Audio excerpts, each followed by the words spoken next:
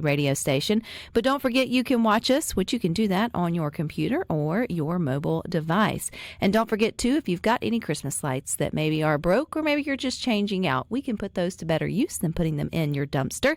Jeremy is joining us. He's the Director of Education at the Hattiesburg Zoo, and they are recycling or upcycling, should you say, your Christmas lights again this year. So welcome, Jeremy. Well, hello. Thanks for having me. I remember we had you on last year, and I just thought this was such a cool idea. One, just useful, right? We all hopefully have taken down our Christmas decor. If not, here is your public service announcement. It's time to do that. Or we just have that bag of Christmas lights or strands that we don't know what to do with, whether they work or they don't. So you guys have been putting them to good use. So you're back at it again this year, Jeremy. So tell me all about it. Yeah, so last year we had a really great response in the community, which was great. So thank you to everyone who participated. We're back at it again this year. And what we're doing is we're taking in any of your old lights, especially those that don't work. But even if you do have some that work, we can take those. We can use those at the zoo, which, of course, we do love when we're able to. But whenever there are lights that don't work, we actually have a business that we work with that's able to take these and they're able to recycle them properly. So this year, they're actually able to use every part of the Christmas lights in order for it to be recycled. Last year, they were able to recycle parts of it, not the entire thing. This year, they said they can do the entire thing, which is exactly what we were hoping to get. So we are beyond excited. We've already gotten in a couple people dropping by and dropping off their Christmas light donations, and we are just so thrilled to see this response is already happening. Well, now I know. I'm glad there's two. So if they work, put them in a different bag. If they don't work, put them in a different bag. But you'll take any lights that folks don't want or don't need anymore, Jeremy. Because what's the alternative? If we throw them in the trash can or just in the dumpster, what happens or doesn't happen to a string of Christmas lights? Yeah, so they're going to end up going to landfills where they're going to sit there for a longer than we'll be here on this earth. They will be sitting there, and they will just be taking up space, and it's going to be a pollutant for the environment whenever they do break down. You're going to have microplastics. With the wire, you're going to have all different types of chemicals getting leached that we do not want in our groundwater. We also just don't want it taking up space if it doesn't need to. If we're able to take those same resources and use them for better, why not? I agree with that. Why not? How much? Do you know how much y'all collected last year, Jeremy? Oh, gosh, we collected, I believe it was over 100 pounds of lights. And whenever you look at each Christmas light and all those small strands together, they don't weigh much. And we ended up with over, I want to say, 2 of our recycling bins full, which was way more than we were hoping to get. So that was great for us. Do you know what they're recycling them into? Are they turning them back into Christmas lights, which is fine? People rebuy those every year, or a strand goes out. Or are they being turned into something more cool and useful? So it's going to be whatever they're able to sell it for at that time. They're not actually making them into the Christmas lights themselves. They're taking it down to their base. So like they're taking the wire out, taking the coating out, taking the glass out, and then those are being recycled as they are, as opposed to recycling the actual item itself. Does that make sense? Yeah. So with us, we'll use the whole item if we can, but when we're not able to, which unfortunately is a lot of the time, we will be able to give it to them, and they can recycle it on from there. So where do we bring them, Jeremy? We just drop them off at the zoo, as easy as that sounds? That really is that easy. You can drop them off at the front office. There's a big green sign that says office. But if you, for some reason, you don't see that, just come to the ticket booth, and then they can show you where the drop-off location is right at that office. It's right next to the ticket booth, so you don't have to pay admission to come in. You can just go up, drop it off, and leave, and you can say hi to our Golden Eagles while you're there, because you can see those at the entrance.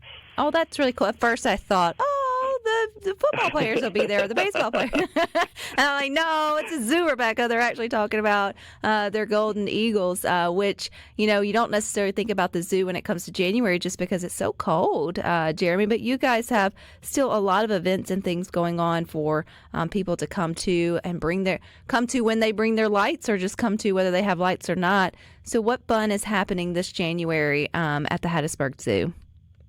Right. So our biggest thing, we are open Fridays, Saturdays, and Sundays in January and February, normal hours, 10 to 4. And on Fridays, come and see me.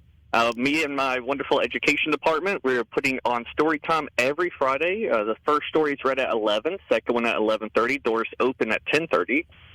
But you bring your children in. We'll have different activities. There'll be a themed coloring sheet, of course, but lots of puzzles, hands-on activities for them to participate in. We'll read the story. We bring out an ambassador animal to say hello and meet everyone. And, again, that is also free to the public.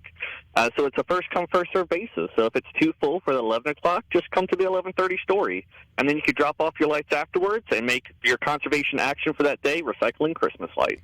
So that's not with I guess if you get admission to the zoo, you obviously can go to story time, but story time is also just open to those who just want to come and pop by for that hour or half hour or whatever it may be?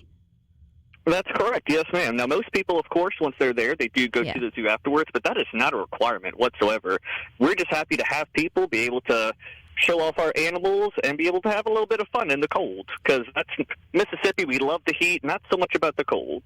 Well, I know we don't like extremes here, Jeremy, okay? And I would assume that some of the animals don't either. So is there any fun little things going on behind the scenes for keeping animals? I know you guys are working diligently to keep them warm and safe, but is there anything different that happens when it's cold around the zoo for any of the animals?